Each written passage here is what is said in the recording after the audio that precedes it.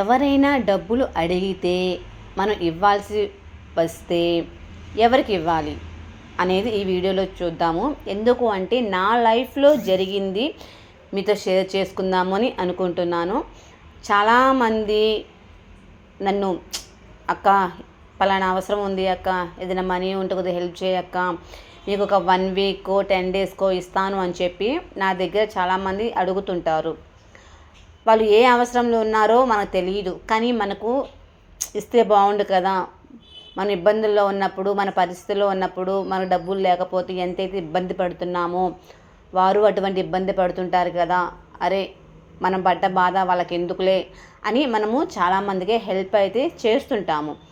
But ఎవరికి చేస్తే మంచిది, ఎవరికి చేయకూడదు అనేది ఆలోచిస్తే, ఎందుకు అంటే ఈ మధ్యకాలంలో అడిగిన ప్రతి ఒక్కరికి హెల్ప్ చేసి వాళ్ళు చేస్తున్న చెడ్డ పనులు కూడా నేను కారణం అవ్వాల్సి వస్తుంది. అర్థం కాలేదు కదా, క్లారిటీగా చెప్తాను. ఏదైనా ఫీజులు అవసరం వచ్చి ఎవరైనా డబ్బులు అడిగితే ఇవ్వచ్చు, ఇంట్లో సరుకులు అయిపోతే ఇవ్వచ్చు, గ్యాస్ అయిపోతే ఇవ్వచ్చు. ఇటువంటివి ఏంటి అంటే మన లైఫ్లో కూడా ఇబ్బందులు ఎదుర్కొంటాం కాబట్టి వాళ్ళకి అటువంటి సాయం చేయటంలో తప్పు లేదు. కానీ రీసెంట్గా ఏమైంది అంటే, ఒక అతను ఇంట్లో తినటానికి కూడా తిండి లేదు అని చెప్పేసి మా దగ్గరికి వచ్చాడు. అయితే మా ఆయన ఎప్పుడు డబ్బులు ఇస్తూనే ఉంటాడు, పేరేది చెప్పట్లేదు మళ్ళీ ఎందుకులే అని, అది నేను గమనిస్తూనే ఉన్నాను.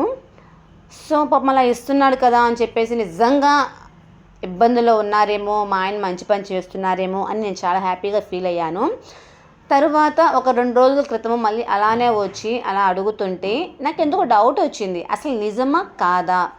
కొద్దిగా ఎందుకు అంటే బాగానే సంపాదిస్తున్నారు, అయినా కానీ ఇలాగ అవసరాలకి డబ్బులు లేవంటున్నారు, ఏంటబ్బా కథ అని చెప్పేసి నేను ఏమండి ఆలోచించి ఇటువంటి పనులు చేయండి.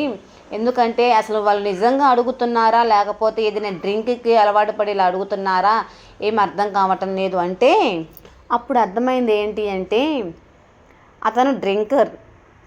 అవసరం వచ్చినప్పుడల్లా డబ్బులు అడుగుతూ ఉంటారు. అది అడిగేది కూడా ఎంత అడుగుతుంటాడో తెలుసా, 200, 150.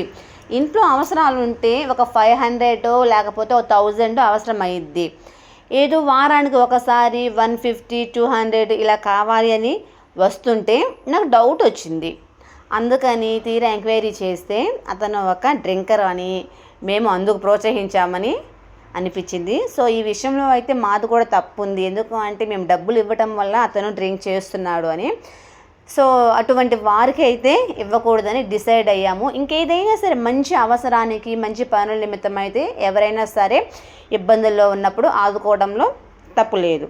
ఓకేనా ఫ్రెండ్స్, మరి నేనైతే ఇదైతే డిసైడ్ చేసుకున్నాను. అది నిజమైన అవసరమా కాదా అనేది చెక్ చేసుకొని ఇవ్వటము నేనైతే నేర్చుకున్నాను. సో మీరు కూడా మిమ్మల్ని ఎవరైనా మనీ కనుక అడిగితే అది నిజమైన అవసరమా కాదా, ఎందుకు ఉపయోగిస్తున్నారు ఆ మనీని.